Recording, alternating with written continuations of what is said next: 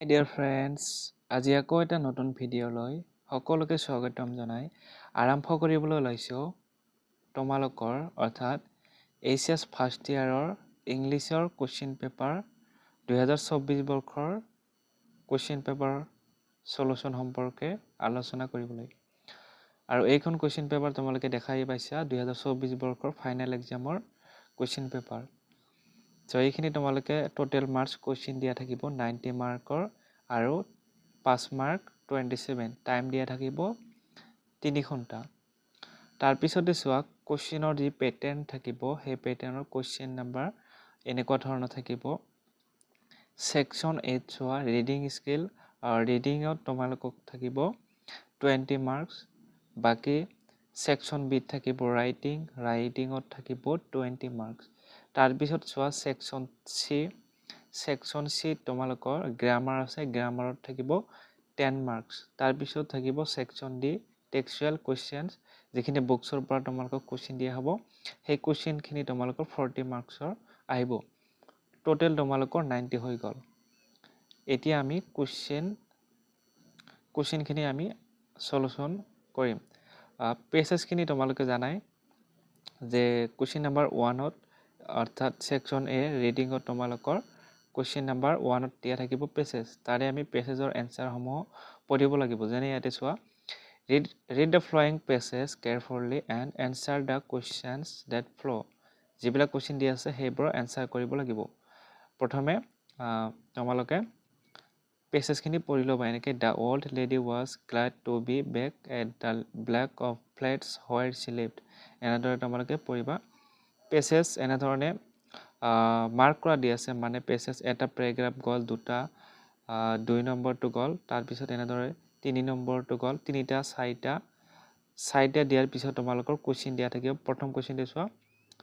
2 marks দিয়া আছে। Why did the old lady feel glad to be at her flat? এইখিনি তোমালোকে পেজেছৰখিনি এনসাৰসমূহ মিলাই ল'বা। তাৰপিছত চোৱা কুৱেশ্যন নাম্বাৰ 2টো তোমালোকক দিয়া আছে read the passages given below and answer the questions that follow। ইয়াতো তোমালোকৰ পেজেছ দিয়া থাকে। পেজেছ এটা গ'ল, আকৌ এটা পেজেছ দিয়া থাকিব। এইটোও কিন্তু তোমালোকে এৰি নাযাবা। এইটো কিন্তু ওৱৰ লিখা নাই, মানে তোমালোকে লিখিবই লাগিব, ঠিক আছে। এনেদৰে তোমালোকৰ পেজেছখিনি দিয়া থাকিব। এইটো তোমালোকে চাব পাৰিছে এনেকুৱা ধৰণৰ পেজেছ, আৰু লগতে কুৱেশ্যনখিনি দিয়া আছে। কিন্তু 2 নম্বৰ যিটো পেজেছ তোমালোকে দেখা পালা, প্ৰথম কুৱেশ্যন এটা দিলোঁ, সেই তাত কি আছিলে, কুৱেশ্যন আছিলে। কুৱেশ্যনখিনি পেজেছতে আছিলে, কিন্তু 2 নম্বৰ যিটো পেজেছ দিয়া হৈছে এই পেজটো অলপ বেলেগ ধৰণৰ, ঠিক আছে। আৰু বেলেগ ধৰণৰ কেনেকুৱা মই শিকাই দি আছোঁ। 2 নম্বৰ পেজটো তোমালোকে পঢ়িবা। পঢ়াৰ পিছত চোৱা পেজেছৰ কুৱেশ্যন কেনেকুৱা, মাত্ৰ 2টা কুৱেশ্যন দিয়া থাকিব। এটা A নম্বৰত চোৱা যে on the basics of your reading of the above passages make a note on it and add a suitable title to it। তাৰমানে কি কৈছে ইয়াতে চোৱা, তোমালোকে এটা নোট বনাব দিছে বা টকা লিখিব দিছে। এই যিটো পেজেছ, এই পেজেছৰ পৰা এটা নোট তৈয়াৰ কৰিবলৈ দিছে। এইটো পেজেছৰ পৰা 2 নম্বৰ পেজেছৰ পৰা তোমালোকক কি কৰিব দিছে, এটা নোট তৈয়াৰ কৰিব দিছে বা টকা লিখিবলৈ দিছে, ঠিক আছে। তাৰপিছত এই যিটো নোট বা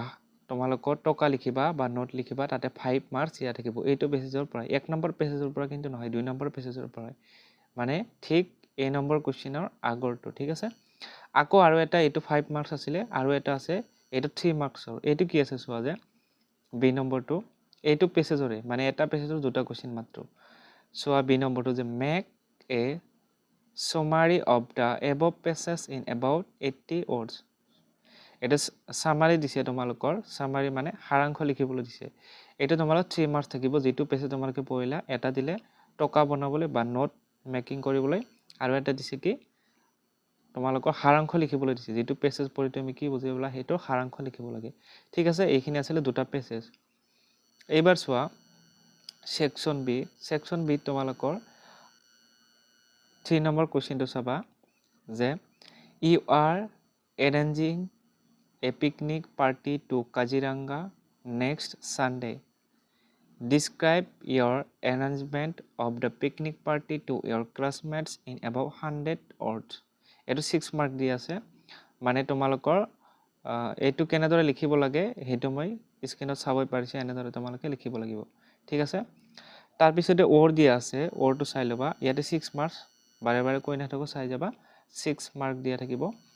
ওৰ দিয়া আছে মানে তুমি এইটো যদি যেটো 3 number you are arranging a picnic party এইটো নিলিখিলে তোমালোকে এইটো লিখিব পাৰা যে you are Parthana culture secretary of XYZ public school Tezpur your school observed national unity day to recognize এইবিলাক তোমালোকে পঢ়ি লবা এইটো লিখিব পাৰা প্ৰিপেয়াৰ ৰিপোৰ্ট এইটো ৰিপোৰ্ট লিখিব দিছে or এইটো তোমালোকে লিখিবা নাইবা এটোত কি লিখিব পাৰা ৰিপোৰ্ট এখন লিখিব দিছে সেইখন লিখিব পাৰা তাতেও 6 মাৰ্ক একে মাৰ্ক একে থাকিব তাৰ পিছতে 4 নম্বৰটো চোৱা 4 নম্বৰটো you are really worried about environmental degradation pollution is increasing day by day and is posing a great এখানে তোমালোকে পঢ়ি লবা ইয়াতে কি কৰিব দিছে ইয়াতে ম্যাগাজিন চোৱা your school magazine in about 150 200 words এইটো লিখিব পাৰা তোমালোকে ইয়াতে word দিয়া আছে ঠিক আছে এইটো 6 মাৰ্কৰ আছে ইয়াতে word দিয়া আছে তাৰ পিছতে এইটো আকৌ লিখিব পাৰা তোমালোকে ডিসিপ্লিনস কিহৰ বিষয় লিখিবলৈ আহিছে চোৱা মৰ্নিংৰ অৰ্থাৎ ৰাতিপুৱাৰ বিদ্যালয়ৰ ডিসিপ্লিন স্কুলস ঠিক আছে তোমালোকৰ যি বিদ্যালয়ৰ ডিসিপ্লিনৰ দা ইম্পৰ্টেন্স অফ ডিসিপ্লিন মানে ডিসিপ্লিনটো কিমান গুৰুত্ব ছাত্ৰ জীৱনত শিক্ষাৰ্থীৰ জীৱনৰ ডিসিপ্লিনটো কিমান গুৰুত্বপূৰ্ণ সেই বিষয়ে লিখিবলৈ দিছে টপিকস অন তোমালোকে চাই পাৰিছা তলত একেবাৰে হেকত that importance of discipline in students life এইটো খুবই মানে ভাল এটা তোমালোকে এইটো লিখিব পাৰা ঠিক আছে তাৰ পিছতে চোৱা you are Setena Sharma a commerce graduate from Guwahati University you are seeking a suitable job you came across an advertisement in the Assam Tribune inviting young and dynamic fresh graduate as sales assistant in a report company write an application with complete biodata to the manager of the company মানে তুমি এখন advertisement দেখা পাইছা যত তুমি job কৰিব বিচৰা আজি কোম্পানীৰ কথা কোৱা হৈছে আৰু এই কোম্পানী কি দিব লাগে তুমি এখন এপ্লিকেশন দিব লাগে জবৰ কাৰণে মানে জব এপ্লিকেশন এখন লিখিব লাগে এইটো এলসো তোমাক কি দিব লাগিব উইথ কমপ্লিট বায়োডাটা তোমাৰ বায়োডাটা খিনি দিব লাগিব এইটো মই স্ক্ৰীনত চাব পাৰিছে এনেধৰণে কিন্তু লিখিব লাগিব তাতে কিন্তু 8 মাৰ্ক বহুত মাৰ্ক আছে এইটো খুবই সহজ তোমালোকে মাত্ৰ চালে পাই যাবা 8 মাৰ্ক ঠিক আছে এইখিনি আছিল তাৰ পিছে ওৱৰ্ড দি আছে চাবা ওৱৰ্ড দি আছে ওৰ এইটো লিখিব পাৰা এইটো ৰিপৰ্টছ আছে নাম্বাৰ অফ ৰিপৰ্টছ নহলে বেলেগ আহিব পাৰে গতিকে এইটো তোমালোকে চাই থৈ দিবা ঠিক আছে দা আসাম ট্ৰিবিউন গুৱাহাটী এইবিলাক চাই থৈ দিবা কিন্তু জব এপ্লিকেশনটো খুবই সহজ যদি ভালদৰে পঢ়া এতিয়া আমি আহিছো গ্ৰামাৰ সেকশন লৈ গ্ৰামাৰ সেকশনত কি কোৱা হৈছে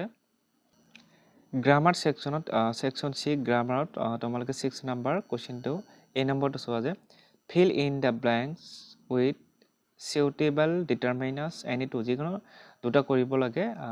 ডিটাৰমিনেন্ট দিয়া আছে এটাত মাত্ৰ 8 মাৰ্ক দিয়া আছে দুটা কৰিলে 1 মাৰ্ক ঠিক আছে প্ৰথমটো দিয়া আছে যে he thinks that he is dash Sarat Santa এইটো হ'ব খালি ঠাইত কি হ'ব দা হ'ব ঠিক আছে he thinks that he is the Sarat Santa তাৰ পিছত 2 নম্বৰটো চোৱা do you have dash burn left এটো কি হ'ব খালি ঠাইত হ'ব any do you have any burn left তাৰ পিছত 3 নম্বৰ চোৱা she gave a cookie to dash child so এটো খালি ঠাইত কি হ'ব yes হ'ব e a c h yes she gave a cookie to yes child ঠিক আছে তাৰ পিছতো চোৱা b নম্বৰটো দি আছে যে rewrite any two of the following sentence with the correct forms of the verbs given in the brackets so এটা tense লিখিবলৈ আছে তোমালোকে চাবা I নম্বৰটো চাবা মানে 1 নম্বৰটো চাবা if I know his address I would have contact him এইটো হ'ব কি had known if I had known, KNOWN, known, if I had known his address, I would have contacted him. তাৰপিছত 2 নম্বৰটো চাবা 2 নম্বৰটো দিয়া আছে যে they live in Guwahati for 5 years. এইটো এনেকুৱা ধৰণৰ টেন্স প্ৰায় আহে তোমালোকে এইচএছ ফাইনেল এক্সাম যেতিয়া দিবা তেতিয়াও দেখা পাবা আৰু ফাৰ্ষ্ট ইয়াৰ যেহেতু তোমালোকৰ 2025 বৰ্ষত এক্সাম দিবা সেইটো এই টেন্সটো খুবেই আহি থাকে এইটো মাত্ৰ কি have been বা has been হয় আৰু যেটো মূল ভাব থাকিব যেটো ব্ৰেকেট দিয়া থাকিব তাৰ লগত ing প্লাস কৰিব লাগিব ঠিক আছে মানে for 5 years for 2 hours মানে আগৰ পৰা কোনো এটা কাম চলি থাকিলে হেটো এনেদৰে লিখিব লাগে সো এটো তোমালোকৰ 2024 বৰ্ষত আহিছিল এটো তেনেহলে কি হ'ব they have been living in Guwahati for 5 years ঠিক আছে তোমালোকে বুজি পালা কিবা ডাউট থাকিলে কমেন্টত জনাব পাৰা আকৌ লিভিং স্পেলিংটো চাবা LIV ইটো এৰি যাব ইটো এৰি দি তোমালোকে কেনেকৈ লিখিবা LIVING সো আকৌ এবাৰ কৈ দিছো যে they have been LIVING living in Guwahati for 5 years তাৰ পিছত 3 নম্বৰটো চাবা look dear go the bus এটা কি হ'ব goes look dear goes das es যোগ হ'ব look dear goes the bus তাৰ পিছতো চাবা next C নম্বৰটো fill in the blanks with appropriate model auxiliaries ঠিক আছে এইটো তোমালোকৰ 1 মাৰ্কস আহিব ঠিক আছে এইটো আধা মাৰ্ক কৰি দিয়া আছে C নম্বৰটো 1 নম্বৰটো চাবা you dash take regular exercise ঠিক আছে এইটো কি হ'ব should এইটো হ'ব should you should take regular exercise 2 নম্বৰটো কি হ'ব I dash go out for a walk but now I don't তেনেহলে এটো কি হ'ব খালি ঠাইটোত হ'ব তোমালোকৰ used to ঠিক আছে used to হ'ব ঠিক আছে I used to go out for a walk but now I don't ঠিক আছে তাৰ পিছত চাবা correct the following 1 নম্বৰটো দিয়া আছে যে there is no remedy of this there is no remedy of this এটো কি হ'ব for হ'ব of to উঠি যায় কি হ'ব এটো for হ'ব ঠিক আছে তেনেহলে কি লিখিম আমি যে এনসারটো কৈ দিছো চাবা যে there is no remedy for this of to উঠি যাব 2 নম্বৰটো চাবা he was invited at the meeting তাৰ পিছত এনসারটো চাবা এনসারটো কি হ'ব যে he was invited to the meeting at উঠি যায় কি হ'ব to হ'ব ঠিক আছে তাৰ পিছতে 7 নম্বৰটো চাবা 7 নম্বৰটো দিয়া আছে যে complete the following page of conversation by choosing the correct alternatives from the brackets ঠিক আছে এইখিনি মানে তোমালোকৰ ব্ৰেকেটত যেটো দিয়া আছে এইবিলাক চুজ কৰিব লাগে মানে চিনাক্ত কৰিব লাগে ঠিক আছে তোমালোকে এইখিনি কৰিলে কিমান মাৰ্ক পাবা 2 মাৰ্কস পাবা তো আমি এতিয়া আৰম্ভ কৰো he said mother he said তেওঁ কৈছিল mother মা why বা what এটো কোনটো হ'ব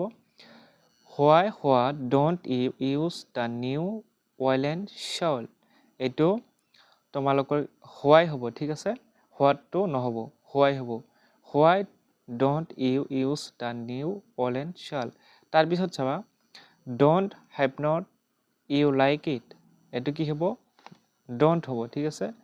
don't you like it তাৰ পিছত চাবা mother replied to কি হ'ব তোমালোকৰ